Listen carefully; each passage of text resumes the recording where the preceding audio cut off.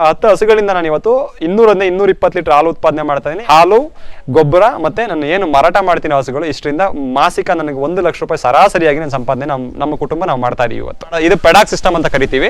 ಈ ಸಿಸ್ಟಮ್ ಅಲ್ಲಿ ಖಂಡಿತ ಹಸು ಸಾಕಾಣಿಕೆ ಮಾಡಿದ್ದೆ ಆದ್ರೆ ಲಾಭದಾಯಕ ಖಂಡಿತ ಆಗುತ್ತೆ. ನಾನು ನಂಬಲ್ಲ, ವರ್ಷಕ್ಕೆ 3 ಬಾರಿ ಸ್ನಾನ ಮಾಡಿಸಿ ಸರ್ ಹಸುಗಳಿಗೆ. ಹೈನುಗಾರಿಕೆ ಇಲ್ಲದೆ ಕೃಷಿ ಇಲ್ಲ, ಕೃಷಿ ಇಲ್ಲದೆ ಹೈನುಗಾರಿಕೆ ಇಲ್ಲ. ಒಂದು ನಾಣ್ಯದ 2 ಮುಖಗಳಿದ್ದಂಗೆ. ಸರ್ ನಮಸ್ಕಾರ, ನನ್ನ ಹೆಸರು ಸಿದ್ದು ಅಂತೇಳಿ, MS ಪಾಳ್ಯ ಗ್ರಾಮದ ವಾಸಿ, ತಿಪ್ಟೂರು ತಾಲೂಕು, ತುಮಕೂರು ಜಿಲ್ಲೆ. ಇವರು ನನ್ನ ಧರ್ಮಪತ್ನಿ ಪವಿತ್ರ ಅಂತ ಹೇಳಿ. ನಾವು ಹೈನುಗಾರಿಕೆನ ಆರಂಭ ಮಾಡೋದಕ್ಕಿಂತ ಮುಂಚೆ ನನ್ನ ಹಿನ್ನೆಲೆನ ಹೇಳ್ಬೇಕಂತಂದರೆ ಒಬ್ಬ BA ಪದವೀಧರ. 2006ರಲ್ಲಿ ಪಾಸ್ಔಟ್ ಆಗಿ ನಾನು ಅಲ್ಲಿಂದ ಸ್ವಲ್ಪ ಉದ್ಯೋಗ ಆಕಾಂಕ್ಷಿಯಾಗಿ ಉದ್ಯೋಗಗಳನ್ನ ಅರಸಿ ಸುಮಾರು ಕಡೆ ಕೆಲಸ ಮಾಡಿದ್ದೀನಿ. ಕೆಲಸ ಮಾಡಿ ಅಲ್ಲೆಲ್ಲ ಕೆಲಸದಲ್ಲಿ ನನಗೆ ತೃಪ್ತಿ ಸಿಕ್ಕಿದೆ. ಆದರೂ ಕೂಡ ನನ್ನ ಮೂಲ ಉದ್ದೇಶ, ನಾನೊಬ್ಬ ರೈತ ಹಿನ್ನೆಲೆಯಿಂದ ಬಂದಂಥ ಕುಟುಂಬದಿಂದ ಬಂದಂಥವನಾಗಿದ್ದು, ನಾನೊಬ್ಬ ರೈತನ ಮಗ ಅಂತ ಹೇಳೋದಕ್ಕಿಂತ ನಾನು ಒಬ್ಬ ರೈತ ಅಂತ ಹೇಳ್ಕೊಳ್ಳೋದಕ್ಕೆ ನನಗೆ ಇವತ್ತು ಹೆಮ್ಮೆ ಆಗುತ್ತೆ. ತುಂಬ ಜನ ಅದನ್ನ ಹೆಸಿಟೇಷನ್ ಪಟ್ಟು ಒಬ್ಬ ರೈತ ಉದ್ಯಮಿ ಆಗಬೇಕು ಅಂತ ನಾನು ಆಸೆ ಪಡ್ತೀನಿ ಅಂತ ನಾನು ಹೇಳ್ತೀನಿ. ಆ ಮಟ್ಟಕ್ಕೆ ನನಗೆ ಕೃಷಿ ನನಗೆ ಅಂಟಿದೆ. ಸೊ ಆ ನಿಟ್ಟಿನಲ್ಲಿ ನಾನು ಮೊದಲು ಅರಸಿದ್ದು, ಆಯ್ಕೆ ಮಾಡ್ಕೊಂಡಿದ್ದು ಹೈನುಗಾರಿಕೆ. ಯಾಕಪ್ಪ ಅಂದರೆ ಕೃಷಿ ಅಂತಂದರೆ ಹೈನುಗಾರಿಕೆ ಇಲ್ಲದೆ ಕೃಷಿ ಇಲ್ಲ, ಕೃಷಿ ಇಲ್ಲದೆ ಹೈನುಗಾರಿಕೆ ಇಲ್ಲ. ಒಂದು ನಾಣ್ಯದ 2 ಮುಖಗಳಿದ್ದಂಗೆ. ಕೃಷಿ ಮಾಡಲಿಕ್ಕೆ ದುಡ್ಡು ಬೇಕೇ ಬೇಕು. ದುಡ್ಡಿಲ್ಲದೇ ಖಂಡಿತ ಇವತ್ತು ಸಮಾಜದಲ್ಲಿ ಕೃಷಿ ಮಾಡ್ತೀವಿ ಅಂತ ಹೇಳಿ ತುಂಬ ಜನ ಹೇಳ್ಬೋದು, ಸಾಧ್ಯ ಇಲ್ಲ. ದುಡ್ಡು ಬೇಕು. ಆ ದುಡ್ಡೆಲ್ಲಿಂದ ಬರುತ್ತಪ್ಪ? ದಿನನಿತ್ಯ ಹಸುವಿನಿಂದ ಬರುತ್ತೆ, ಹಾಲಿಂದ ಬರುತ್ತೆ. ಎರಡನೇದು ಗೊಬ್ಬರ ಬೇಕಾಗುತ್ತೆ. ಗೊಬ್ಬರ ಎಲ್ಲಿಂದ ಬರುತ್ತಪ್ಪ ಅಂದರೆ ಹಸುವಿನಿಂದ ಬರುತ್ತೆ. ಹಂಗಾಗಿ ನಾನು ಮೊದಲನೇದಾಗಿ ಮೂಲತಃವಾಗಿ ಹೈನುಗಾರಿಕೆಯಿಂದ ನನ್ನ ಕೃಷಿನ ಆರಂಭ ಮಾಡಿದ್ದೀನಿ ಸರ್. 3.5 ವರ್ಷದಿಂದ ಹಿಂದೆ ನಾನು ಶುರು ಮಾಡಿದೆ. 2019-20ರಲ್ಲಿ ನಾನು ಹೈನುಗಾರಿಕೆಗೆ ಆಯ್ಕೆ ಮಾಡಿ ನಾನು ಪಾದಾರ್ಪಣೆ ಮಾಡಿದ್ದು. ಎಲ್ಲಿಂದ ಶುರು ಮಾಡಿದ್ನಪ್ಪ ಅಂತ, ನನ್ನ ಹೈನುಗಾರಿಕೆನ ಕರು ಸಾಕಾಣಿಕೆಯಿಂದ ಶುರು ಮಾಡಿದ್ದು. ಕರು ಸಾಕಾಣಿಕೆ ತೀರಾ ಚಿಕ್ಕ ಕರು ಸಾಕಾಣಿಕೆ ಅಂದರೆ 3 ತಿಂಗಳು ಹಾಲು ಕುಡಿಯೋದನ್ನು ನಿಲ್ಲಿಸಿದಂಥ ಕರುಗಳಿಂದ ಶುರು ಮಾಡಿ ಅದನ್ನ ನಿರ್ವಹಣೆ ಮಾಡಲಿಕ್ಕೆ 3 ಹಸುಗಳನ್ನ ಖರೀದಿ ಮಾಡಿ ಇವತ್ತು ನನ್ನ ಅಲ್ಲಿ 639 ಇವತ್ತು ನನ್ನ ಫಾರ್ಮ್ನಲ್ಲಿ 20 ಹಸು ಇದೆ. 26 ಆಗಿತ್ತು. 6ಅನ್ನು ನಾನು ಅದರಲ್ಲಿ ಫಿಲ್ಟರ್ ಮಾಡಿ ಇವತ್ತು ಒಳ್ಳೆ ರೇಟಿಗೆ 1 ಲಕ್ಷದವರೆಗೂ ಒಂದು ಹಸು ನಾನು ಇವತ್ತು ಹೊರಗಡೆ ಮಾರಿದ್ದೀನಿ. ಸರಾಸರಿ ನನಗೆ ಅಲ್ಲಿಗೆ ಕೆಲವು 60,000ಕ್ಕೆ ಹೋಗಿದೆ, ಕೆಲವು 1,10,000ವರೆಗೂ ಹೋಗಿದೆ. ಸರಾಸರಿ ನಾನು ಇವತ್ತು 90,000 ರೂಪಾಯಿ, 85-90,000 ರೂಪಾಯಿ ಬೆಲೆ ಬಾಳ್ತಕ್ಕಂಥ ಹಸುಗಳನ್ನ 6 ಹಸುಗಳನ್ನ ನಾನು ಇವತ್ತು ಬೇರೆ ರೈತರಿಗೆ ಮಾರಿದ್ದೀನಿ. 20ರಲ್ಲಿ 12 ಹಸು ಇದೆ, 3 ಪಡ್ಡೆ ಇದೆ, 5 ಕರುಗಳಿದೆ. 12ರಲ್ಲಿ 10 ಹಸುಗಳ ಹಾಲು ಕೊಡ್ತಾ ಇದೆ. ಆ 10 ಹಸುಗಳಿಂದ ನಾನು ಇವತ್ತು 200ರಿಂದ 220 ಲೀಟರ್ ಹಾಲು ಉತ್ಪಾದನೆ ಮಾಡ್ತಾ ಇದ್ದೀನಿ. ಆ 220 ಲೀಟರ್ನ ಸರಾಸರಿ ತಿಂಗಳ ನನಗೆ ಗ್ರಾಸ್ 2.5 ಲಕ್ಷ ನನಗೆ ಆದಾಯ ಏನು ದುಡ್ಡು ಬರ್ತಾ ಇದೆ. ಆ ದುಡ್ಡಲ್ಲಿ ನೆಟ್ ಇನ್ಕಮ್ ನನಗೆ ಇವತ್ತು 32-35% ಅಷ್ಟು ನನಗೆ ಆದಾಯ ಬರ್ತದೆ. ಅದರಲ್ಲಿ 60-65 ಸಾವಿರ ನನಗೆ ತಿಂಗಳ ನೆಟ್ ಇನ್ಕಮ್ ಡೈರೆಕ್ಟ್ ಆಗಿ ನನಗೆ ಹಾಲಿಂದ ಬರ್ತಾ ಇದೆ. ಜೊತೆಗೆ ಇದು ಅಲ್ದಲನೆ ಇದರಿಂದ ಕೃಷಿನಲ್ಲಿ ಇನ್ನೂ ಆದಾಯ ಇದೆ, ಡೈರಿನಲ್ಲಿ ಇನ್ನೂ ಆದಾಯ ಇದೆ. ಏನಪ್ಪ 65 ಸಾವಿರ ಅಂತಂದ್ರೆ 65 ಸಾವಿರ ಅಷ್ಟೇ ಅಲ್ಲ, ಜೊತೆಗೆ ನನ್ನ ಫಾರ್ಮ್ನಲ್ಲಿ ಉತ್ಪಾದನೆ ಆಗ್ತಕ್ಕಂಥ ಗೊಬ್ಬರ ಮತ್ತೆ ನನ್ನ ಫಾರ್ಮ್ನಲ್ಲಿ ನಾನು ಹೇಳಿದೆ ನಿಮ್ಗೆ 6 ಹಸುಗಳು ಮಾರಿದ್ದೀನಿ ಅಂತ. ಪ್ರತಿ ವರ್ಷಕ್ಕೆ 3-4 ಹಸುಗಳನ್ನ ನಾವು ಮಾರ್ತಾ ಇದ್ದೀವಿ. 4 ಹಸುಗಳನ್ನ ಖಂಡಿತ ಮಾರ್ಬೋದು. ಅದರಿಂದ ಒಟ್ಟಾರೆಯಾಗಿ ಸಗಣಿ ಮತ್ತೆ ನನ್ನ ಫಾರ್ಮಲ್ಲಿ ನಾನು ಮಾರ್ತಕ್ಕಂಥವ್ರಿಂದ ಒಟ್ಟಾರೆಯಾಗಿ 4 ಲಕ್ಷ ರೂಪಾಯಿ ನನಗೆ ಅದರಿಂದ ಸಿಗ್ತಾ ಇದೆ. ಜೊತೆಗೆ ಇಲ್ಲಿ ತಿಂಗಳ ನನಗೆ 65 ಸಾವಿರ ರೂಪಾಯಿ ಸಿಗ್ತದೆ. ಇವೆರಡನ್ನೂ ನಾವು ಒಟ್ಟಾರೆ ಶೇಖರಣೆ ನೋಡಿದಾಗ ನನಗೆ ಮಾಸಿಕ ಇದನ್ನ ಯಾಕಪ್ಪ ಇದು ಒತ್ತಿ ಹೇಳ್ತಾ ಇದ್ದೀನಿ ಅಂದ್ರೆ, ತುಂಬಾ ಜನ ಇವತ್ತು ದಾರಿ ತಪ್ತಾ ಇದ್ದಾರೆ, ದಿಕ್ ತಪ್ತಾ ಇದ್ದಾರೆ, ಅಥವಾ ಏನೋ ಬೇರೆ ತರ ಯೋಚನೆ ಮಾಡ್ತಾ ಇದ್ದಾರೆ. ಖಂಡಿತ ಇಲ್ಲ. ನಾನು ಯುವಕರಿಗೆ ಹೇಳೋದೇನಪ್ಪ ಅಂತಂದ್ರೆ, ಕೃಷಿನಲ್ಲಿ ಇವತ್ತು ಹೈನುಗಾರಿಕೆನಲ್ಲಿ ಮಾಸಿಕ ನಾನು 1 ಲಕ್ಷ ರೂಪಾಯಿ ಸಂಪಾದನೆ ಮಾಡ್ತಾ ಇದ್ದೀನಿ. ಇದರಲ್ಲಿ ಯಾವುದೇ ರೀತಿ ಇದರಲ್ಲೇನು ಯಾರನ್ನ ನನ್ನ ಮೆಚ್ಚೋಕ್ಕೋಸ್ಕರನಾಗಲಿ ಅಥವಾ ನೀವೇನು ನಿಮ್ಮ ಮುಂದೆ ಹೇಳಬೇಕು ಅನ್ನೋದಕ್ಕೋಸ್ಕರ ಹೇಳ್ತಾ ಇಲ್ಲ. ನನ್ನ ಒಂದು ಆತ್ಮಸಾಕ್ಷಿಯಾಗಿ ಹೇಳ್ತಾ ಇದ್ದೀನಿ. ಇವತ್ತು 1 ಲಕ್ಷ ರೂಪಾಯಿ ನನ್ನ ಸಂಪಾದನೆ ನಾನು ಇವತ್ತು ಈ ಎಲ್ಲ ಮೂಲಗಳಿಂದ, ಅಂದರೆ ಹಾಲು, ಗೊಬ್ಬರ ಮತ್ತೆ ನಾನು ಏನು ಮಾರಾಟ ಮಾಡ್ತೀನಿ ಹಸುಗಳು, ಇಷ್ಟರಿಂದ ಮಾಸಿಕ ನನಗೆ 1 ಲಕ್ಷ ರೂಪಾಯಿ ಸರಾಸರಿಯಾಗಿ ನನ್ನ ಸಂಪಾದನೆ ನಮ್ಮ ಕುಟುಂಬ ನಾವು ಮಾಡ್ತಾ ಇದೀವಿ ಇವತ್ತು. ಇದನ್ನ ನಾನು ಸಂತೋಷದಿಂದ ನನ್ನ ಕೃಷಿ ಬೆಳಕು ಚಾನಲ್ ಜೊತೆ ಹಂಚ್ಕೊಳ್ಳೋದಕ್ಕೆ ಇಷ್ಟಪಡ್ತಾ ಇದ್ದೀನಿ. ವ್ಯವಸ್ಥಿತ ಹೈನು ಉದ್ಯಮದಲ್ಲಿ ಬಹುಮುಖ್ಯ ಪಾತ್ರ ಏನಪ್ಪಾ ಅಂತಂದ್ರೆ, ಹಸುಗಳನ್ನ ಫ್ರೀ ಸ್ಟಾಲ್ ಮಾಡೋದು ಅಥವಾ ಮುಕ್ತವಾಗಿ ಹಸುಗಳನ್ನ ಬಿಡೋದು.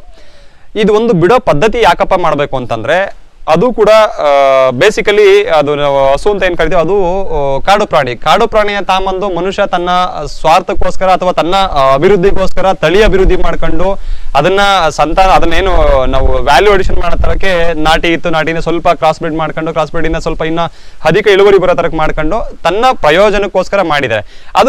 ಅದ್ರ ಮೈಂಡ್ ಸೆಟ್ ಯಾವ ತರ ಇರುತ್ತಪ್ಪ ಅಂತಂದ್ರೆ, ಮನುಷ್ಯರಾದವ್ರು ನಾವೇನ್ ಮಾಡ್ತೀವಿ, ನಮಗೆ ಹಸುವಾಗಿದೆ, ನನಗೆ ಆಹಾರ ಬೇಕು, ನನಗೆ ಬಾಯಾರಿಕೆ ಆಗಿದೆ, ನೀರು ಬೇಕು ಅಂತ ಕೇಳ್ತೀವಿ. ಸೊ ಹಸು ಆಗಲ್ಲ, ಅದಕ್ಕೆ ಮಾತುಕತೆ ಇರಲ್ಲ. ಸೊ ಅದಕ್ಕೆ ನಾವು ಯಾವ ತರ ಯೋಚನೆ ಮಾಡ್ಬೇಕಪ್ಪ ಅಂದ್ರೆ, ಅದಕ್ಕೆ ಸಂಪೂರ್ಣ ಸ್ವತಂತ್ರ ಕೊಡಬೇಕು. ಸಂಪೂರ್ಣ ಸ್ವತಂತ್ರ ಕೊಡಬೇಕು ಅಂದ್ರೆ ಅದಕ್ಕೊಂದು ವ್ಯವಸ್ಥೆ ಮಾಡಿ ಒಂದು ಓಪನ್ ಶೆಡ್ ಮಾಡ್ಬೇಕು. ನಾವು ಗೋಡೆ ಹಾಕಬಾರ್ದು. ಗೋಡೆ ಹಾಕೋದ್ವಿ ಅಂತಂದ್ರೆ ನಾವು ಎಡುವುದ್ವಿ. ಡೈರಿ ಲಾಭದಾಯಕ ಡೈರಿ ಮಾಡೋದಕ್ಕೆ ಖಂಡಿತ ಸಾಧ್ಯ ಇಲ್ಲ. ಮುಕ್ತವಾಗಿ ಹಸುಗಳನ್ನ ಫ್ರೀ ಆಗಿ ಬಿಡ್ಬೇಕಾಗತ್ತೆ. ಅದಕ್ಕೆ ಹೊಂದ್ಕೊಂಡಂಗೆ ಮಧ್ಯ ಒಂದು ಶೆಡ್ ಮಾಡಿ ಅದಕ್ಕೆ ದಿನ 24 ಗಂಟೆ ಏನೇನು ಬೇಕು ಆಹಾರ ಅದನ್ನೆಲ್ಲ ನಾವು ಅದು ಪೋಷಕಾಂಶಗಳು ಬೇಕಾಗುತ್ತೆ, ಮೇವು ಬೇಕಾಗುತ್ತೆ, ಸ್ವಲ್ಪ ಪ್ರೋಟೀನ್ ಇರ್ತಕ್ಕಂಥ ಬೂಸ, ಇಂಡಿ ಬೂಸ ಬೇಕಾಗುತ್ತೆ. ಇಂಡಿ ಬೂಸ ಅಂತಂದ್ರೆ ಸಾವಯವ ಪದ್ಧತಿಯಲ್ಲೇ ಏನಿರುತ್ತೋ ಅದನ್ನ ನಾವು ಫೀಡ್ ಮಾಡ್ಬೇಕಾಗುತ್ತೆ. ಅದನ್ನ ನಮ್ಮ ಕೆಲಸ ಏನಪ್ಪಾ ಅಂತಂದ್ರೆ ಒಂದು ಜಾಗದಲ್ಲಿ, ವ್ಯವಸ್ಥಿತವಾಗಿ ಜಾಗದಲ್ಲಿ ನೀರು ಅಥವಾ ಏನು ಬೀಳ್ದಂಗೆ ಅದನ್ನ ಪ್ರೊಟೆಕ್ಷನ್ ಮಾಡಿ ಶೇಡ್ ಕ್ರಿಯೇಟ್ ಮಾಡಿ ಅದನ್ನ 24 ಗಂಟೆಗೆ ಏನ್ ಬೇಕು ಅದನ್ನ ಮಾಡ್ಬಿಟ್ಟು ಮುಕ್ತವಾಗಿ ಹಸುಗಳನ್ನ ಬಿಡಬೇಕು. ಅದಕ್ಕೆ ಬೇಕಾದಾಗ ಬಂದು ಅದು ಆಹಾರ ತಿನ್ಬೇಕು, ಅದಕ್ಕೆ ಬೇಕಾದಾಗ ಬಂದು ಅದು ನೀರು ಕುಡಿಬೇಕು. ಅವಾಗ ಮಾತ್ರ ನಾವು ಈ ರೀತಿ ಮೈಕಟ್ಟನ್ನ ನೋಡೋದಕ್ಕೆ ಸಾಧ್ಯ. ಇಲ್ಲ ಅಂತಂದ್ರೆ ಖಂಡಿತ ನೋಡ್ಬೋದು ನೀವು, ಇದೆಲ್ಲ 1.5 ವರ್ಷದ ಪಡ್ಡೆಗಳು ಇವತ್ತು ಈ ದೇಹ ದಾಢ್ಯತೆ ಬಂದಿದೆ ಅಂದ್ರೆ ಖಂಡಿತ ನಾವು ಇದನ್ನ ಕಟ್ಟಿದ್ದೇ ಆದ್ರೆ ಅದಕ್ಕೆ ಸ್ಟ್ರೆಸ್ ಇರುತ್ತೆ. ಯಾವುದೇ ಮನುಷ್ಯ ಆಗ್ಲಿ ಪ್ರಾಣಿಗಳಾಗ್ಲಿ ಅದಕ್ಕೆ ಕಾಲಮಾನಕ್ಕೆ ತಕ್ಕನಾಗಿ ಆ ಸ್ಟ್ರೆಸ್ ಹಾರ್ಮೋನ್ಸ್ ಇರ್ಬೋದು, ಅದು ರಿಲೀಸ್ ಆಗ್ತಾ ಹೋಗುತ್ತೆ. ಒತ್ತಡವಿದ್ದಾಗ ಯಾರೇ ಆಗ್ಲಿ, ಯಾವ ವ್ಯಕ್ತಿ ಆಗ್ಲಿ, ಯಾವ ಪ್ರಾಣಿ ಆಗ್ಲಿ ಅದು ಆರಾಮಾಗಿ ಆರೋಗ್ಯಕರವಾಗಿ ಬರೋದಕ್ಕೆ ಸಾಧ್ಯನೇ ಇಲ್ಲ. ಸೊ ಆ ನಿಟ್ಟಿನಲ್ಲಿ ಒಬ್ಬ ಉದ್ದಿಮೆ ಮಾಡ್ಬೇಕಂತಂದ್ರೆ ಕಟ್ಟಿ ಸಾಕಾಣಿಕೆ ಮಾತ್ರ ಮಾಡೋ ವ್ಯವಸ್ಥೆನಲ್ಲಿ ಖಂಡಿತ ಸಾಧ್ಯ ಆಗಲ್ಲ. ಮುಕ್ತವಾಗಿ ಬಿಡಬೇಕು. ಅದಕ್ಕೆ ಸುಮಾರು ಒಂದು 20 ಹಸು ಸಾಕ್ಬೇಕಂತಂದ್ರೆ ಒಂದು 200 ಸ್ಕ್ವೇರ್ ಫೀಟ್ ನಮಗೆ ಕನಿಷ್ಠ ಅಂದ್ರೆ 200 ಸ್ಕ್ವೇರ್ ಫೀಟ್ ನಲ್ಲಿ ಅಂದ್ರೆ ರನ್ನಿಂಗ್ ಫೀಟ್ ಅಂತ ಕರಿತೀವಿ. ಅಷ್ಟು ನಮಗೆ ಓಡಾಡ್ತಕ್ಕಂಥ ಜಾಗ ಬೇಕು. ಅದಕ್ಕೆ ಹೊಂದ್ಕೊಂಡಂಗೆ ನಾವು ಚೈನ್ ಲಿಂಕ್ ಮೆಶ್ ಅಥವಾ ಪಟ್ಟಿ ಬ್ಯಾರಿಕೇಡ್ ತರ ಪಟ್ಟಿ ಹಾಕೊಂಡು ಚೈನ್ ಲಿಂಕ್ ಮೆಶ್ ಹಾಕಿದ್ರೆ ಬೆಸ್ಟ್. ಇವತ್ತಿನ ದಿನ ನಾಯಿಗಳು ಅಥವಾ ಹೊರಗಡೆ ಯಾರೇ ಫಾರ್ಮ್ ಮಾಡಿದ್ರು ಊರೊಳಗಡೆ ಮಾಡೋದಕ್ಕಾಗಲ್ಲ, ತೋಟದ ಮನೆಗಳಲ್ಲಿ ಮಾಡ್ತಾರೆ, ತೋಟದಲ್ಲಿ ಮಾಡ್ತಾರೆ. ಹಂಗಾಗಿ ಅದಕ್ಕೆ ವ್ಯವಸ್ಥೆ ಚೆನ್ನಾಗಿರುತ್ತೆ, ಸೇಫ್ಟಿ ಇರುತ್ತೆ. ಚೈನ್ ಲಿಂಕ್ ಮೆಶ್ ಹಾಕೊಂಡು ಅದನ್ನು ನೋಡ್ಬೋದು. ನಾವು ಅದನ್ನ ವಿಭಾಗಗಳನ್ನ ಮಾಡಿದೀವಿ. ಅಲ್ಲಿ 0 ಇಂದ 3 ತಿಂಗಳವರೆಗೂ ಹಾಲು ಕುಡಿತಕ್ಕ ಕರುಗಳಿಗೆ ಒಂದು ಕಂಪಾರ್ಟ್ಮೆಂಟ್ ಮಾಡಿದೀವಿ. ಅದಾದ್ಮೇಲೆ 3 ರಿಂದ 6 ತಿಂಗಳಿಗೆ ಒಂದು ಕಂಪಾರ್ಟ್ಮೆಂಟ್ ಮಾಡಿದೀವಿ. ಅದಾದ್ಮೇಲೆ ಈ ಕಡೆಗೆ 6 ತಿಂಗಳ ವರ್ಷಕ್ಕೆ ಅಥವಾ ಮತ್ತೆ ಡ್ರೈ ಅನಿಮಲ್ಸ್ ಅಂತ ಏನ್ ಕರಿತೀವೋ, ಈಗ ಯಾವ್ದೋ ಒಂದು ಹಸು ಕರು ಹಾಕತಕ್ಕಂತ ಸಂದರ್ಭದಲ್ಲಿ ಇರುತ್ತೆ, ಅದನ್ನ ನಾವು ಕಾಯೋದಿಕ್ಕಾಗಲ್ಲ, ಕ್ವಾರಂಟೈನ್ ಮಾಡ್ಬೇಕಾಗತ್ತೆ. ಅಥವಾ ಯಾವ್ದೋ ಒಂದು ಸಿಕ್ ಅನಿಮಲ್ ಇರುತ್ತೆ, ಅದು ಕ್ವಾರಂಟೈನ್ ಮಾಡ್ಬೇಕಾಗತ್ತೆ. ಅದಕ್ಕೆ ಅದರದೇ ಆದ ಕಂಪಾರ್ಟ್ಮೆಂಟ್ ಮಾಡ್ಕೊಂಡು ವ್ಯವಸ್ಥಿತವಾಗಿ ಆದ್ರೆ ಸಂತೋಷವಾಗಿ ಉಲ್ಲಾಸವಾಗಿ ಹಸು ಅದಕ್ಕೆ ಬೇಕಾದಾಗ ಆಹಾರ ತಿಂದ್ಕೊಂಡು ಬೇಕಾದ ನೀರು ಕುಡ್ಕೊಂಡು. ಈಗ ನೀವು ನೋಡ್ಬೋದು, ಒಂದು ಹಸು ಆರೋಗ್ಯಕರವಾಗಿರೋ ಹಸು ಅದು ಅತಿ ಹೆಚ್ಚು ಹಾಲು ಉತ್ಪಾದನೆ ಮಾಡ್ಬೇಕು. ನಾನು ಹೇಳಿದೆ ನನ್ನ ಫಾರ್ಮ್ ಅಲ್ಲಿ 21-22 ಲೀಟರ್ ಆವರೇಜಸ್ ಇದೆ ಅಂತ. ಆ ಆವರೇಜಸ್ ಯಾಕಪ್ಪ ಸಾಧ್ಯ ಆಯ್ತು ಅಂತಂದ್ರೆ ಬಿಕಾಸ್ ಆಫ್ ನಮಗೆ ಒಂದು ಸರಿಯಾದ ಸಮರ್ಪಕ ಆಹಾರ, ಎರಡನೇದು ನೀರು. ಮತ್ತೊಂದು ಮುಖ್ಯವಾದ ವಿಚಾರ ಏನಪ್ಪಾ ಅಂತಂದ್ರೆ ಒಂದು ಹಸುಗೆ ನಾವು ಆಹಾರನ ಯಾವ ಯೋಚನೆ ಮಾಡಿ ಪರಿಪೂರ್ಣವಾಗಿ ಕೊಡಬೇಕು ಅಂತ ಯೋಚನೆ ಮಾಡ್ತೀವೋ, ಕುಡಿಯೋ ನೀರಲ್ಲೂ ಕೂಡ ನಾವು ಅದನ್ನ ಆ ಗಮನನ ಕೊಡಬೇಕಾಗತ್ತೆ. ಸೊ ಒಂದು ದಿನಕ್ಕೆ ನಾವು ಮುಕ್ತವಾಗಿ ಹಸುಗಳನ್ನ ಪೆಡಾಕಲ್ಲಿ ಫ್ರೀಯಾಗಿ ಬಿಡೋದ್ರಿಂದ ವೈಜ್ಞಾನಿಕವಾಗಿ 80 ರಿಂದ 100-120 ಲೀಟರ್ ಅಂದ್ರೆ ಸೀಸನ್ ಮೇಲೆ ಆಧಾರವಾಗಿ ಇಟ್ಕೊಂಡು, ಮಳೆಗಾಲದಲ್ಲಿ ಸ್ವಲ್ಪ ಟೆಂಪರೇಚರು ಕಡಿಮೆ ಇದ್ದಾಗ ಕನಿಷ್ಠ 80 ಲೀಟರ್ ನೀರು ಕುಡಿಯುತ್ತದು. ಬೇಸಿಗೆ ಕಾಲದಲ್ಲಿ ಜನವರಿಯಿಂದ ಹಿಡ್ಕೊಂಡು ಮಾರ್ಚ್, ಏಪ್ರಿಲ್, ಮೇವರೆಗೂ ಸಹ ಏನು ನಾವು ಬೇಸಿಗೆ ಇರುತ್ತೆ ಆ ಕಾಲದಲ್ಲಿ 120 ಲೀಟರ್ವರೆಗೂ ನೀರು ಬೇಕಾಗುತ್ತೆ ಒಂದು ಹಸುಗೆ. ಯಾವ ಥರ ನೀರು ಬೇಕಪ್ಪ, ಯಾವಾಗ ಆ ಥರ ಅಷ್ಟೊಂದು ನೀರು ಕುಡಿಯುತ್ತಪ್ಪ ಅಂತಂದರೆ, ಒಂದು ಸ್ವತಂತ್ರವಾಗಿ ಬಿಡಬೇಕು, ಎರಡನೇದು ಶುದ್ಧ ನೀರು. ಮನುಷ್ಯ ಕುಡಿಯಲಿಕ್ಕೆ ಎಷ್ಟು ಯೋಗ್ಯವಾಗಿರ್ತಕ್ಕಂಥ ನೀರು ಇರುತ್ತೋ ಅದೇ ರೀತಿ ಹಸುಗಳಿಗೂ ಕೂಡ ಶುದ್ಧ ನೀರನ್ನು ನಾವು ಕೊಡಬೇಕಾಗತ್ತೆ. ಸೊ ಅದಕ್ಕೆ ನಾವು ಪ್ರತಿಯೊಂದಕ್ಕೂ ಕೂಡ ಅದಕ್ಕೆ ನಮ್ಮ ಹಸುಗಳ ಆಧಾರದ ಮೇಲೆ ಅದಕ್ಕೆ ಡಿವೈಡ್ ಮಾಡಿ ದಿನಕ್ಕೆ 2-3 ಸಲ ನಾವು ತುಂಬಿಸ್ತೀವಿ. ಈ ಟಬ್ಗಳನ್ನ ನಾವು 3 ಸಲ ತುಂಬಿಸ್ತೀವಿ. 60 ಲೀಟರ್ ಟಬ್ ಇಟ್ಟಿದ್ದೀವಿ, ಅದಕ್ಕೆ 3 ಸಲ ಭರ್ತಿ ಮಾಡಿ 3 ಸಲ ಖಾಲಿ ಮಾಡಿರುತ್ತೆ. ಇವನ್ನ ವ್ಯವಸ್ಥೆ ಯಾಕಪ್ಪ ಮಾಡಿದೀವಪ್ಪ, ನಾವು ಸಿಮೆಂಟಿಂಗ್ ತೊಟ್ಟಿಗಳಲ್ಲಿ ಇಡಬಹುದು. ಅದರಲ್ಲಿ ಏನಾಗುತ್ತೆ, ಬೇಗ ಆಲ್ಗೆ ಪಾಚಿ ಅಂತ ಏನು ಕರಿತೀವೋ ಪಾಚಿ ಬೆಳೆಯುತ್ತೆ. ಒಂದು ಅದು ಕ್ಲೀನ್ ಮಾಡೋದು, ಪ್ರತಿನಿತ್ಯ ಕ್ಲೀನ್ ಮಾಡೋದು ಕೂಡ ನಮಗೆ ಕೆಲಸ ಜಾಸ್ತಿ ಆಗುತ್ತೆ. ಹಂಗಾಗಿ ಈ ಥರ ಫೈಬರ್ ಟಬ್ನ ಇಟ್ಕೊಂಡು ಇದು ಮಾಡಿದೆ ಅಂದರೆ ಈಸಿಯಾಗಿ ಕ್ಲೀನ್ ಮಾಡ್ಬೋದು, ದಿನನಿತ್ಯ ಶುದ್ಧ ನೀರನ್ನ ಹಸುಗಳಿಗೆ ಪೂರೈಸ್ಬೋದು. ನಮ್ಮಲ್ಲಿ ನೋಡ್ಬೋದು, ನಾವು ರಾತ್ರಿ ಮಳೆ ಬರ್ತಿರುತ್ತೆ, ಮಳೆ ಬಂದಾಗ ಹಸುಗಳು ಹೋಗಿ ನೀರು ಕುಡಿತಾ ಇರುತ್ತೆ. ನಾವು ಅಂದ್ಕೊಳ್ಳಲ್ಲ, ಸಾಂಪ್ರದಾಯಿಕ ಪದ್ಧತಿ ಖಂಡಿತ ಅಂದ್ಕೊಳ್ಳಲ್ಲ, ಇವಾಗ ಮಳೆ ಬರ್ತಾ ಇದೆ, ಇವಾಗಪ್ಪ ಈ ವೆದರಲ್ಲಿ ಹೆಂಗಪ್ಪ ನೀರು ಕುಡಿತೆ ಹಸು, ಖಂಡಿತ ಇಲ್ಲ, ಆ ಥರ ಇಲ್ಲ. ಅದಕ್ಕೆ ನಾವು ಮನುಷ್ಯ ಯಾವಾಗೆ ನಾವು ಮಳೆ ಬರ್ತಾ ಇದ್ರೆ ಹೊರಗಡೆ ಮಳೆ ಬರ್ತಾ ಇದೆ ನೀರು ಕುಡಿತೀವೋ ಅದು ಕೂಡ ಹಾಗೇನೆ. ಖಂಡಿತ ಮಳೆ ಬರ್ತಾ ಇದ್ರು ಕೂಡ ಅದಕ್ಕೆ ತನ್ನ ದೇಹದ ಟೆಂಪರೇಚರ್ ಆಧಾರದ ಮೇಲೆ, pH ಆಧಾರದ ಮೇಲೆ ಅದು ಖಂಡಿತ ನೀರನ್ನ ಕುಡಿಯುತ್ತೆ. ಅದಕ್ಕೆ ವ್ಯವಸ್ಥಿತವಾಗಿ ನಾವು ಮುಕ್ತವಾಗಿ ಬಿಟ್ಟು ಸಾಕಾಣಿಕೆ ಇದು ಪೆಡಾಕ್ ಸಿಸ್ಟಮ್ ಅಂತ ಕರಿತೀವಿ. ಈ ಸಿಸ್ಟಮ್ ಅಲ್ಲಿ ಖಂಡಿತ ಹಸು ಸಾಕಾಣಿಕೆ ಮಾಡಿದ್ದೆ ಆದ್ರೆ ಲಾಭದಾಯಕ ಖಂಡಿತ ಆಗುತ್ತೆ. ನೀವು ನೋಡ್ಬೋದು, ಮುಖವಾಡ ಇದೆ, ಕೊಳ್ಳೂರು ಇದೆ, ಮೂಗ್ದಾರಗಳಿಲ್ಲ. ಮೂಗ್ದಾರ ಕೆಲವು ನನ್ನ ಮೊದಲು 3 ಹಸುಗಳು ತಂದಿದ್ದೆ ಅಂತ ಹೇಳಿದ್ರೆ 3 ಹಸುಗೂ ಮೂಗ್ದಾರ ಇತ್ತು. ಯಾಕೆಂದ್ರೆ ಅವರು ಆತರ ಮನಸ್ಥಿತಿ ಇರುತ್ತೆ, ಹಸು ಮೂಗ್ದಾರ ಹಾಕ್ಬೇಕು, ಬಗ್ಗೋದಿಲ್ಲ ಅಂತ. ಹಸು ಯಾವಾಗ ಬಗ್ಗೋದಿಲ್ಲ, ಅದಕ್ಕೆ ಕಡಿಮೆ ಆಹಾರ ಕೊಟ್ಟಾಗ ಅದಕ್ಕೇನೋ ಇನ್ನು ಮೇವಿನ ಅಭಾವ ಇರುತ್ತೆ. ಅದಕ್ಕೆ ಏನ್ ಮಾಡುತ್ತೆ, ಅವಳು ಗಾಬರಿ ಆಗ್ತಾಳೆ ಅಥವಾ ಇನ್ನೆಲ್ಲೋ ಎಳ್ಕೊಂಡು ಹೋಗ್ತಾಳೆ, ನನಗೆ ಇನ್ನೂ ಆಹಾರ ಬೇಕು ಅಂತ. ಅದನ್ನ ಅರ್ಥ ಮಾಡ್ಕೊಳ್ಳಲ್ಲ ಮನುಷ್ಯ. ಅವಳು ಬಗ್ಗಲ್ಲ, ಅವಳೇನೋ ಮಾಡ್ತಾಳೆ, ತೊಂದರೆ ಕೊಡ್ತಾಳೆ ಅನ್ನೋದಕ್ಕೋಸ್ಕರ ಅದಕ್ಕೆ ಮೂಗ್ದಾರ ಹಾಕಿ ಅದಕ್ಕೆ ಅದ್ರ ಮೇಲೆ ಹಸು ಮೇಲೆ ಒತ್ತಡ ಇರ್ತಾರೆ. ಖಂಡಿತ ತಪ್ಪು. ಹಸುಗೆ ಮೂಗ್ದಾರ ಹಾಕ್ಬಾರ್ದು. ಒಂದು ಹಸುಗೆ ಮೂಗ್ದಾರ ತೆಗಿಯೋದ್ರಿಂದ, ನಾನು ಇವತ್ತು ಸಮಾಜದಲ್ಲಿ ಹೇಳ್ತೀನಿ, ರೈತರಿಗೆ ಹೇಳ್ತೀನಿ, ಮೂಗ್ದಾರ ತೆಗಿಯೋದ್ರಿಂದ ಒಂದು ಟೈಮಿಗೆ ಕನಿಷ್ಠ 1/4 ಲೀಟರ್ ಹಾಲು ಜಾಸ್ತಿ ನಾವು ನಿರೀಕ್ಷೆ ಮಾಡ್ಬೋದು. ಒಂದ್ ದಿನಕ್ಕೆ 1/2 ಲೀಟರ್ ಆಯ್ತು ಒಂದು ಹಸುಗೆ, ಇಂಟು 10 ಹಸು ಅಂತ ಲೆಕ್ಕ ಇಟ್ಕೊಂಡ್ರು ಕನಿಷ್ಠ ಇವತ್ತು ಒಂದ್ ದಿನಕ್ಕೆ 5 ಲೀಟರ್ ಹಾಲು. 5 ಲೀಟರ್ ಹಾಲಿ ದುಡ್ಡು ಎಷ್ಟು ನಾವು ಇವತ್ತು 38 40 ರೂಪಾಯಿ ಮಾರ್ಕೆಟ್ ವ್ಯಾಲ್ಯೂ ಕಟ್ಕೊಂಡ್ರೆ ನಮಗೆ 200 ರೂಪಾಯಿ ಒಬ್ಬ ಬರೀ ಮೂಗ್ದಾರ ಹಾಕಿರೋದ್ರಿಂದ 200 ರೂಪಾಯಿ ಒಂದು ದಿನಕ್ಕೆ ರೈತ ದುಡ್ಡು ಕಳ್ಕೊಂತ ಇದ್ದಾನೆ. ಸೊ ಆ ನಿಟ್ಟಿನಲ್ಲಿ ಹಸು ಒತ್ತಡ ಇರಬಾರ್ದು, ಹಸು ಸಂತಸವಾಗಿರ್ಬೇಕಂದ್ರೆ ಮೂಗ್ದಾರ ತೆಗಿಬೇಕು. ಆಮೇಲೆ ಮೈ ತೊಳೆಯೋದು, ಕೆಲವರು ಇವತ್ತು ಸಾಂಪ್ರದಾಯಿಕ ಪದ್ಧತಿನಲ್ಲಿ ಕಟ್ಟೋರು ಪ್ರತಿ ದಿವಸ ದಿನಕ್ಕೆ ಕೆಲವು ಸತಿ 2 ಸರಿ ಮೈ ತೊಳೆದಿರೋ ನಿದರ್ಶನಗಳು ಇವತ್ತು ನಾವು ನೋಡ್ಬೋದು. ಸುತ್ತಮುತ್ತ ಬೇರೆ ರೈತರಲ್ಲಿ ನೋಡಿದ್ರೆ ದಿನಕ್ಕೆ 2 ಸರಿ ತೊಳಿತಾರೆ. ಯಾಕಪ್ಪ ಗಲೀಜಾಗಿದೆ ಅಂತ ಹೇಳ್ತಾರೆ. ನಾನು ನಂಬಲ್ಲ, ವರ್ಷಕ್ಕೆ 3 ಬಾರಿ ಸ್ನಾನ ಮಾಡಿಸಿ ಸರ್ ಹಸುಗಳಿಗೆ, 3 ಸರಿ ತೊಳೆಯೋದು. ಯಾಕೆ ಅಂತಂದ್ರೆ ಆದ್ರೂ ನೀವು ನೋಡ್ಬೋದು ಇವತ್ತು ಏನೋ ನಿನ್ನೆ ಮೊನ್ನೆ ತೊಳೆದಿರೋ ತರಕ್ಕೆ ಇದಾವೆ. ಯಾಕಪ್ಪ ಇದಾವೆ ಅಂದ್ರೆ ಯಾವ ಮನುಷ್ಯರ ತರನೇ ಅವಕ್ಕೂ ಕೂಡ ಸ್ವಲ್ಪ ಹೈಜಿನಿಕ್ ಆಗಿ ಯೋಚನೆ ಮಾಡ್ತಕ್ಕಂಥ ಶಕ್ತಿ ದೇವ್ರು ಕೊಟ್ಟಿದ್ದಾನೆ. ತನ್ನ ಹೇಸಿಗೆ ಮೇಲೆ ತನ್ನ ಮಲಗಬೇಕು ಅಂತ ಯಾವ ಪ್ರಾಣಿಗೂ ಜಗತ್ತಲ್ಲಿ ಇಷ್ಟ ಇಲ್ಲ. ಮನುಷ್ಯ ಬಲವಂತವಾಗಿ ಅದು ಕಟ್ಟಾಕಿದ್ದೆ ಆದ್ರೆ ಅದು ತನ್ನ ಹೇಸಿಗೆ ಮೇಲೆ ಅಥವಾ ಸಗಣಿ ಮೇಲೆ ಅದು ಮಲಗುತ್ತೆ, ಅವಾಗ ಗಲೀಜಾಗುತ್ತೆ. ಆ ನಿಟ್ಟಿನಲ್ಲಿ ನಮಗೆ ಪ್ರತಿ ದಿವಸ ಸ್ನಾನ ಮಾಡ್ಸಕ್ ನನ್ನ ಫಾರ್ಮಲ್ಲಿ 20 ಹಸು ಇದೆ ಅಂದ್ರೆ 20 ಹಸು ಕನಿಷ್ಠ 5 ನಿಮಿಷ ಅಂತಂದ್ರೆ ಎಷ್ಟಾಯ್ತು, 100 ನಿಮಿಷ ಆಗ್ತಾವ. ಒಂದು ಅಲ್ಲಿಗೆ 5 ನಿಮಿಷ ಅಂದ್ರೆ 100 ನಿಮಿಷ, 1.5 ಗಂಟೆ ನಾವು 1.25 ಗಂಟೆ ಹತ್ತತ್ರ ನನಗೆ ಪ್ರತಿ ದಿವಸ ಸ್ನಾನ ಮಾಡಿಸೋದಕ್ಕೆ ಒಬ್ಬ ನನ್ನ ಸೀಮಿತವಾಗಿ ಇಡಬೇಕಾಗುತ್ತೆ. ಅಷ್ಟು ನಮ್ಗೆ ಎಷ್ಟು 1.25 ಗಂಟೆ ಅಂದ್ರೆ ನಾವು ವ್ಯಾಲ್ಯೂ ಅಡಿಷನ್ ಮಾಡಿದ್ರೆ ಒಬ್ಬ ಇವತ್ತು ಒಬ್ಬ ಮನುಷ್ಯನ ಸಮಯನ ಕರೆಕ್ಟ್ ಆಗಿ ನಾವು ಯುಟಿಲೈಸ್ ಮಾಡ್ಕೊಂಡಿದ್ದಾರೆ 1.25 ಗಂಟೆ ಏನ್ ಬೇಕಾದ್ರೂ ಬೇರೆ ಅದನ್ನ ಸಮಯನ ಬೇರೆ ಕಡೆ ತೊಡಗಿಸಿದ್ರೆ ಕೆಲಸ ಮಾಡ್ಬೋದು. ಆ ನಿಟ್ಟಿನಲ್ಲಿ ಹಸುಗಳಿಗೆ ಪ್ರತಿ ದಿವಸ ಸ್ನಾನ ಮಾಡಿಸ್ಬಾರ್ದು. ಆ ಸ್ನಾನ ಮಾಡಿಸ್ಬಾರ್ದು ಅಂದ್ರೆ ಮುಕ್ತವಾಗಿ ಬಿಡಬೇಕು, ಪೆಡಾಕಲ್ಲಿ ನಾವು ಫ್ರೀ ಆಗಿ ಓಡಾಡೋ ಕಡೆ ಬಿಡಬೇಕು. ಮೂಗ್ದಾರ ಹಾಕ್ಬಾರ್ದು, ಮತ್ತೆ ಹಸುಗಳನ್ನ ಮುಕ್ತವಾಗಿ ಕಟ್ಟಾಕ್ಬಾರ್ದು, ಬಲವಂತವಾಗಿ ಕಟ್ಟಾಕ್ಬಾರ್ದು, ಬಿಡಬೇಕು. ಕೆಲವ್ರು ಹೇಳ್ಬೋದು 2 ಅವರ್ ನಾವು ಇಡೀ 2 ಹಸು ಇರೋದಕ್ಕೆ ದಿನ ಪೂರ್ತಿ ಕೆಲಸ ಮಾಡ್ತೀವಿ. ಒಂದ್ಸತಿ ಬೆಳಗ್ಗೆ ಎದ್ದಾಗಿನ ಅವ್ರು 4 ಗಂಟೆಗೆ ಅವ್ರದ್ದು ದಿನಚರಿ ಶುರು ಆದ್ರೆ ಎದ್ದು ಆಚೆ ಕಟ್ಟೋದು, ದಿನ ಅದನ್ನ ಫಸ್ಟ್ ಆಚೆ ಕಟ್ಟಿದ ತಕ್ಷಣ ಕೊಟ್ಟಿಗೆನ ಕ್ಲೀನ್ ಮಾಡೋದು, ಹಸು ಮೈ ತೊಳೆದು, ಆಮೇಲೆ ಹಾಲು ಹಿಂಡೋದು, ಆಮೇಲೆ ಡೈರಿ ಹತ್ರ ಹೋಗೋದು, ಆಮೇಲೆ ಮತ್ತೆ ಬರೋದು, ಮತ್ತೆ ಅದನ್ನ ತೋಟ ಕಟ್ಟೋದು, ಒಣಲ್ ಹಾಕೋದು, ಇದೇ ತರ ಅವ್ರ ದಿನಚರಿ ದಿನ ಪೂರ್ತಿ ಎಂಗೇಜ್ ಆಗ್ತಾರೆ. ಸೊ ಈ ವ್ಯವಸ್ಥೆ ನಮ್ಮ ಮ್ಯಾನ್ ಪವರ್ನ ರೆಡ್ಯೂಸ್ ಮಾಡಬೇಕು, ಅದನ್ನ ಕೆಲಸನ ಕಮ್ಮಿ ಮಾಡಬೇಕು ಅಂತಂದ್ರೆ ನಮ್ಗೆ ಇದು ಒಂದು ಫೀಡಿಂಗ್ ಕೂಡ ಇಂಪಾರ್ಟೆಂಟ್. ಫೀಡಿಂಗ್ ಎಷ್ಟು ಟೈಮ್ ಆಗ್ತೀವಿ, ಹೇಗೆ ಆಗ್ತೀವಿ ಅಂತ ಇಂಪಾರ್ಟೆಂಟ್ ಆಗುತ್ತೆ. ಅದಕ್ಕೆ ನಾವು ಯಾವ ತರ ಯೋಚನೆ ಮಾಡ್ತೀವಿ ಅಂತಂದ್ರೆ ಅಕ್ಷಯ ಕಲ್ಪದಲ್ಲಿ ಇಡೀ ದಿನಕ್ಕೆ 24 ಗಂಟೆಗೆ ಆಧಾರ ಮಾಡ್ಕೊಂಡು ನಾವು ಅದಕ್ಕೆ ಏನ್ ಬೇಕು ಅಷ್ಟನ್ನ ಒಂದು ಸತಿ ಪೂರೈಕೆ ಮಾಡ್ತೀವಿ. ಕೆಲವು ರೈತರು ಏನ್ ಮಾಡ್ತಾರೆ, ಅದನ್ನ ಬೆಳಗ್ಗೆ ಇಟ್ಕೊಂತಾರೆ, ಕೆಲವು ಸಂಜೆಗೆ ಇಟ್ಕೊಂತಾರೆ. ಅವರ ಅನುಕೂಲಕ್ಕೆ ತಕ್ಕಂತೆ ತೊಂದರೆ ಇಲ್ಲ. ನಮಗೇನು ಒಟ್ಟಾರೆ 24 ಗಂಟೆ. ಇವತ್ತು ಬೆಳಗ್ಗೆ ನನ್ನ ಫಾರ್ಮಲ್ಲಿ ಏನ್ ಮಾಡ್ತೀನಿ, ನಾನು ಬೆಳಗ್ಗೆ ಹಾಲು ಹಿಂಡಿದ ತಕ್ಷಣ ನಮ್ದು 6 ಕಾಲಿಗೆ ಹಾಲು ಹಿಂಡಿ ಆಗುತ್ತೆ. ಇಮಿಡಿಯೇಟ್ ಆಗಿ ಹಸು ಮಲಗೋದಕ್ಕೆ ಬಿಡಬಾರ್ದು. ನಾವು ಅದನ್ನೇನು ಮಾಡೋಕ್ಕಾಗಲ್ಲ, ಬಲವಂತವಾಗಿ ಕಟ್ಟಕ್ಕಾಗಲ್ಲ. ಸೊ ಹಂಗಾಗಿ ಇಮಿಡಿಯೇಟ್ ಆಗಿ ಹಸುಗೆ ಆಹಾರ ನೀಡಿದ್ದೆ ಆದ್ರೆ ಅದು ಮಲಗಕ್ ಹೋಗಲ್ಲ. ಹಾಲು ಹಿಂಡಿದ ತಕ್ಷಣ ಸುಸ್ತಿರುತ್ತೆ, ಅದಕ್ಕೆ ಆಹಾರ ತಿಂದ್ಕೊಂಡು ಮತ್ತೆ ಮೆಲ್ಕಾಡ್ಕೊಂಡು ಹೋಗಿ ನೀರು ಕುಡಿದು ಇದು ಮಾಡುತ್ತೆ. ಸೊ ಹಂಗಾಗಿ ನಾನು ಆ ಬೆಳಗ್ಗೆ 6:30 ನನಗೆ ಒಂದು ಗಂಟೆ ಬೇಕಾ ಪ್ರಿಪರೇಷನ್ ಮಾಡೋದಕ್ಕೆ. ನಾನು TMR ನ ಟೋಟಲ್ ಸೈಲೇಜ್ ತಕೊಂಡು ಹಸಿ ಮೇವನ್ನ ಸಂಜೆನೆ ಚಾಫ್ ಮಾಡಿರ್ತೀವಿ, ಅದನ್ನ ಮಿಕ್ಸ್ ಮಾಡ್ಕೊಂಡು ಮಾಡೋದಕ್ಕೆ 1 ಅವರ್ ಕೆಲಸ ಹಿಡಿಯುತ್ತೆ. ಸೊ ನಾನು ಇವತ್ತು ಬೆಳಗ್ಗೆ 6:30 7:30 ಮೇವಾದ್ರೆ ಮತ್ತೆ ನಾನು ಆಹಾರ ನೀಡೋದು ಹಸುಗಳಿಗೆ. ನೆಕ್ಸ್ಟ್ ಬೆಳಗ್ಗೆ ಯಾರು ನಂಬಲ್ಲ, 2 ಸಲ ಕೊಡ್ತೀರಾ 3 ಸಲ ಕೊಡ್ತೀರಾ ಅಂತ ಹೇಳ್ತಾರೆ. ಇದು ಒಂದು ನಮ್ಗೆ ಏನಾಗುತ್ತೆ, ನಮ್ಮ ರೈತನ ಸಮಯನ ಬಹುಮುಖವಾಗಿ ಕಡಿಮೆ ಮಾಡುತ್ತೆ. 2ನೇದು ಹಸುವಿನ ಆರೋಗ್ಯ, ಹಾಲು ಇಳುವರಿನ ಜಾಸ್ತಿ ಮಾಡುತ್ತೆ. ಇದು ತುಂಬಾ ಇಂಪಾರ್ಟೆಂಟ್. 1 ಟೈಮ್ ಫೀಡಿಂಗ್ ಸಾಕು, ಅಷ್ಟೇನೆ. ನಮಗೆ ಬೇಕಾದ ಆಹಾರ ನೀಡೋದಲ್ಲ, ಹಸುಗೆ ಬೇಕಾದಷ್ಟು ಒಂದ್ಸತಿ ಬಿಟ್ಬಿಡ್ಬೇಕು ನಾವು. ಮತ್ತೆ ಇನ್ನೊಂದು ಬಹುಮುಖ್ಯ ಅಂಶ ಅಂತಂದ್ರೆ ಡೈರಿನ ಲಾಭ ಮಾಡ್ಬೇಕು ಅಂತಂದ್ರೆ ಯಾವುದೇ ಕಾರಣಕ್ಕೂ ಒಂದು ಕೈಲಿ ಚಪ್ಪಾಳೆ ಹೊಡೆಯೋದಕ್ಕಾಗಲ್ಲ.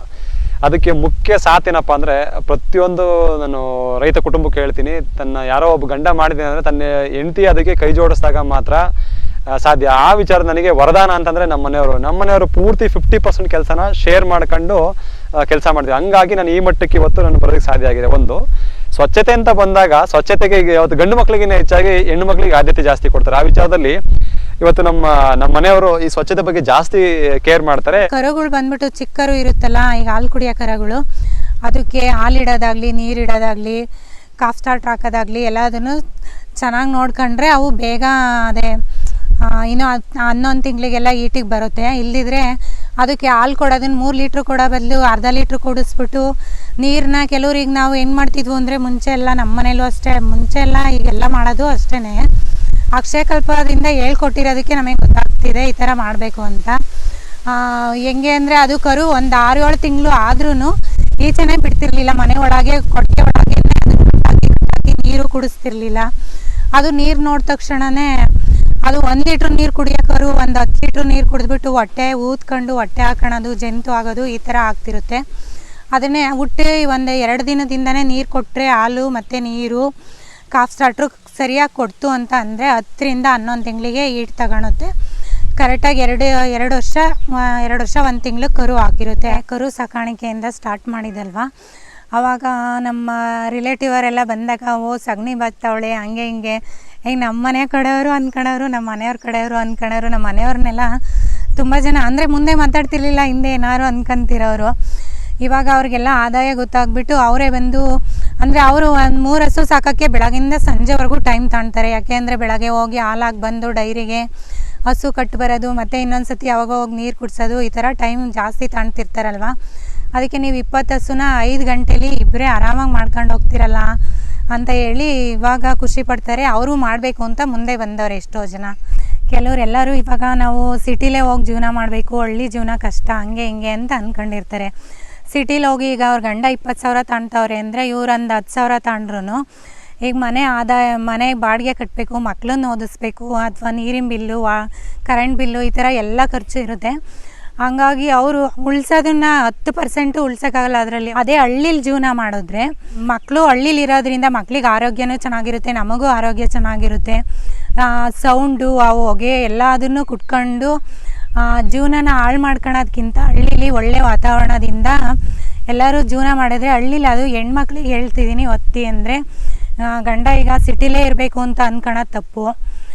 ಈಗ ನಾವು ದಿನಕ್ಕೆ 5 ಗಂಟೆ ಟೈಮ್ ಕೆಲಸ ಮಾಡ್ಕೊಂಡು ಆರಾಮಾಗಿ ನೆಮ್ಮದಿಯಾಗಿ ಜೀವನ ನಡೆಸ್ತಿದ್ದೀವಿ. ಎಲ್ಲ ಹೆಣ್ಮಕ್ಳು ಈ ಥರ ಕೈ ಜೋಡಿಸಿದ್ರೆ ಆರಾಮಾಗಿ ಜೀವನ ಮಾಡ್ಬೋದು. ನಾವು ಹಸುಗಳನ್ನ ಸಾಕೊಂಡು ತಿಂಗಳಿಗೆ 1 ಲಕ್ಷ ಆದಾಯ ಮಾಡ್ಕೊಂಡು ಆರೋಗ್ಯವಾಗಿ ಖುಷಿಯಾಗಿ ಚೆನ್ನಾಗಿದ್ದೀವಿ. ಲಾಭದಾಯಕ ಹೈನುಗಾರಿಕೆ ನಡೆಸೋದ್ರಲ್ಲಿ ಒಂದು ಹಸು ಸೆಲೆಕ್ಷನ್ ಕೂಡ ತುಂಬ ಇಂಪಾರ್ಟೆಂಟ್ ಆಗುತ್ತೆ. ನನ್ನ ಫಾರ್ಮಲ್ಲಿ ನಾನು ಸೆಲೆಕ್ಷನ್ ಮಾಡ್ತಕ್ಕಂಥ ಒಂದು ಅವಕಾಶ ನಾನು ಕೊಟ್ಕೊಂಡಿದ್ದೆ. ಯಾಕಪ್ಪ ಅಂದರೆ ನಾನು ಕರುಗಳಿಂದ ಶುರು ಮಾಡಿದ್ದೀನಿ. ಕರು ಸಾಕಾಣಿಕೆ ಲಾಭದಾಯಕ ಡೈರಿ ಬಹುಮುಖ್ಯವಾಗಿ ಹೊರಗಡೆ ಹಸುಗಳನ್ನ ತರೋದಕ್ಕಿಂತ ತನ್ನ ಫಾರ್ಮಲ್ಲಿ ನಾವು ಅಭಿವೃದ್ಧಿ ಮಾಡ್ಕೊಂಡಿದ್ದೆ ಆದರೆ ಅದನ್ನ ಕರುಗಳನ್ನ ಒಳ್ಳೆ ಉತ್ಪಾದನೆ ನಿರೀಕ್ಷೆ ಮಾಡ್ಬೋದು, ಲಾಭದಾಯಕ ಮಾಡ್ಬೋದು. ಎರಡನೇದು, ಎಲ್ಲರಿಗೂ ಅದು ಅವಕಾಶ ಇರಲ್ಲ. ಹಸು ಸಪೋಸ್ ಏನಾರ ಖರೀದಿ ಮಾಡ್ತೀವಿ ಅಂತಕ್ಕಂಥ ರೈತರಿಗೆ ಏನಪ್ಪ ಇಷ್ಟಪಡ್ತೀನಿ ಅಂತಂದರೆ ಅದನ್ನು ಸಂಪೂರ್ಣವಾಗಿ ನೋಡ್ಬೇಕಾಗತ್ತೆ. ಇವತ್ತು ಸಮಾಜದಲ್ಲಿ ತುಂಬ ಮೋಸ ಮಾಡ್ತಾ ಇದ್ದಾರೆ.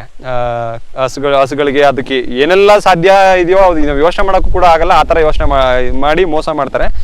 ಸಂಪೂರ್ಣವಾಗಿ ತುಂಬ ಅದನ್ನು ಸ್ಪೆಸಿಫಿಕ್ ಆಗಿ ಹೋದಾಗ ನಾವು ಅದನ್ನ ಡಿವೈಡ್ ಮಾಡ್ತಾ ಹೋದಾಗ ಒಂದು 25-30 ಅಂಶಗಳನ್ನ ನಾವು ಅದನ್ನು ವಿಭಾಗ ಮಾಡ್ಬೋದು. ಸೊ ಜನರಲ್ ಆಗಿ ಯೋಚನೆ ಮಾಡ್ಬೇಕಂತಂದರೆ ಹಸುನ ಫಸ್ಟು ನಾವು ಅದನ್ನು ಕೈ ಕಾಲುಗಳನ್ನ ನೋಡಬೇಕಾಗತ್ತೆ. ಕೈ ಕಾಲುಗಳು ಹಸು ತುಂಬ ಕಾಲು ಎತ್ತರ ಆಗಿರೋದು ದಯವಿಟ್ಟು ತಗೋಬಾರ್ದು.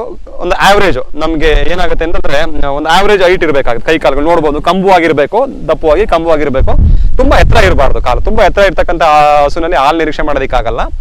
ಎರಡನೇದು, ತನ್ನ ಕಣ್ಣು ಹುಬ್ಬಿದಂಥ ಕಣ್ಣುಗಳಿರ್ಬೇಕು, ಆಚೆ ಕಾಣ್ತಾ ಇರಬೇಕು. ಅದಕ್ಕೆ ಏನು ರೆಪ್ಪೆಯಿಂದ ಅಥವಾ ಮುಖದಿಂದ ಸೈಡ್ ನೋಡಿದ್ರೆ ನಮಗೆ ಅದು ಹುಬ್ಬಿದ ಒಳಪಿನ ಕಣ್ಣಿರ್ಬೇಕು, ಉಬ್ಬಿದ ಕಣ್ಣುಗಳಿರ್ಬೇಕು. ಮತ್ತು ಸ್ಪೈನು ಬಹುಮುಖ್ಯವಾಗಿ ಈ ಸ್ಪೈನ್ ಏನಿದೆಯೋ ಇದು ನಮಗೆ ಫ್ಲಾಟ್ ಇರಬೇಕು. ಕೆಲವು ಏನಾಗ್ತಿರುತ್ತೆ, ಅವು ಏನು ನಾವು ಇಬ್ಬೋನು ಮತ್ತು ಉಗ್ಬೋನ್ ಅಂತ ಕರಿತೀವಿ, ಅದು ತುಂಬ ಮೇಲೆ ಇರುತ್ತೆ, ಸ್ಪೈನ್ ಒಳಗಡೆ ಹೋಗಿರುತ್ತೆ. ಇವಳು ಸ್ಟೇಜ್ ಏನಪ್ಪ ಇದೆ ಅಂತಂದರೆ ಇವಾಗ ತಾನೇ ಇದು ಕರು ಹಾಕಿ 2.5-3 ತಿಂಗಳಾಗಿದೆ. ಇದು ಇವಾಗ ತನ್ನ ದೇಹನ ಕಳ್ಕೊಂಡು ಮತ್ತೆ ರೀಗೈನ್ ಆಗ್ತಾ ಇದೆ. ಈಗ ನೆಕ್ಸ್ಟ್ ಬೆದೆಗೆ ಬಂದು ಇವಾಗ ಬೆದೆ ಕಟ್ಟಿ ಮತ್ತೆ ಮರು ಸಂತಾನಕ್ಕೆ ಇನ್ನೊಂದಕ್ಕೆ ಮಾಡಬೇಕು. ಹಂಗಾಗಿ ಸ್ವಲ್ಪ ಇದು BCS ಬಾಡಿ ಸ್ಕೋರ್ ಕಂಡೀಷನ್ ಅಂತ ಕರಿತೀವಿ, ಅದು ಸ್ವಲ್ಪ ಕಳ್ಕೊಂಡು ಇವಾಗ ತಾನೇ ರೀಗೈನ್ ಆಗ್ತಾ ಇದೆ. ಸೊ ಹಂಗಾಗಿ ಇದೇನಾಗಿದೆ, ನಮ್ಗೆ ಅಷ್ಟು ಪ್ರಾಮಿನೆಂಟ್ ಆಗಿ ನಮ್ಗೆ ಇದಾಗ ಸ್ಪೈನ್ ಕಾಣ್ತಾ ಇಲ್ಲ. ನೆಕ್ಸ್ಟ್ ಇದು ಸರಿ ಆಗ್ತಾ ಹೋಗುತ್ತೆ ನೆಕ್ಸ್ಟ್ ಗಬ್ಬದಲ್ಲಿ. ಆಮೇಲೆ ಕೆಚ್ಚಲು ಯಾವತ್ತೂ ಕಾಂಪ್ಯಾಕ್ಟ್ ಕೆಚ್ಚಲು ಇರಬೇಕು, ಅಂದ್ರೆ ತುಂಬಾ ಹಿಳಿಗೆಚ್ಚಲು ಇರಬಾರ್ದು. ನೀವು ನೋಡಿದ್ರೆ ಅದಕ್ಕೆ ಈ ಹೊಟ್ಟೆಗೆ ಅಂಟ್ಕೊಂಡಂಗಿರ್ಬೇಕು. ನರಕಟ್ಟು ತುಂಬಾ ಪ್ರಾಮಿನೆಂಟ್ ಆಗಿ ನಮಗೆ ವಿಸಿಬಲ್ ಸಿಗಬೇಕು. ಫಸ್ಟ್ ಸೈಟಲ್ಲಿ ನೋಡಿದ ತಕ್ಷಣ ಸಿಗಬೇಕು. ತುಂಬಾ ಕೆಚ್ಚಲಿದೆ, ಇಳಿಗೆ ಅದು ಹಾಲು ಕೊಡುತ್ತೆ ನಿರೀಕ್ಷೆ ಮಾಡೋದು ತಪ್ಪು. ಅದು ಕಾಂಪ್ಯಾಕ್ಟ್ ಕೆಚ್ಚಲು ಇರಬೇಕು. Other confirmation. ಇವಳು ಈ ಹಸು ನಾವೇನು ಇಟ್ಕೊಂಡಿದ್ದೀವಿ, ಇದು ಒಂದು ಟೈಮ್ಗೆ 13-13.5 ಲೀಟರ್ ಹಾಲು ಉತ್ಪಾದನೆ ಮಾಡ್ತಾ ಇದೆ. ಇದು 2ನೇ ಲ್ಯಾಕ್ಟೇಷನ್ ಅಲ್ಲಿ ಇದೆ ಇವಾಗಿನ. ಸೊ ಅದ್ರ ಪೊಟೆನ್ಷಿಯಲ್ ಬಂದು 3rd ಲ್ಯಾಕ್ಟೇಷನ್ 4th ಲ್ಯಾಕ್ಟೇಷನ್ಗೆ ಇನ್ನು ನಾವು 15-16 ಲೀಟರ್ ಒಂದು ಟೈಮ್ಗೆ ನಿರೀಕ್ಷೆ ಮಾಡ್ಬೋದು. ನಾವು ಬಾಲದ ಗೆಡ್ಡೆ ಏನಿದೆಯೋ ಅದು ಸ್ವಲ್ಪ ದಪ್ಪ ಇರಬೇಕು. ಮತ್ತೆ ಆ ಇಂಗಾಲಿನ ಈ ಗೆಣ್ಣೆ ಏನಿರುತ್ತೆ, ಗೆಣ್ಣಿಗೆ ಸ್ವಲ್ಪ ತಳಗಡೆ ಬಂದಿರಬೇಕು, ಉದ್ದ ಬಾಲ ಇರಬೇಕು ಅಂತ ಒಂದು ಅಂಶನೂ ಕೂಡ ನೋಡ್ಬೋದು. ಸ್ಕಿನ್ನು ಮತ್ತೆ ತುಂಬಾ ರಫ್ ಏರ್ಪೋಟು ಅಥವಾ ಅದೇನೋ ಕೂದಲು ಹಾಕೊಂಡಿದೆ ಅಂತಂದ್ರೆ ಬರಲ್ಲ. ಸ್ಕಿನ್ ಬಂದು ತುಂಬಾ ಸ್ಮೂತ್ ಸ್ಕಿನ್ ಇರಬೇಕು, ಸಿಲ್ಕಿ ಸ್ಕಿನ್ ಇರಬೇಕು. ಅದು ಕೂಡ ನಮಗೆ ಅಂಶ ಆಗುತ್ತೆ ಅಧಿಕ ಇಳುವರಿ ಪಡಿತಕ್ಕಂಥ ಹಸುಗಳಲ್ಲಿ.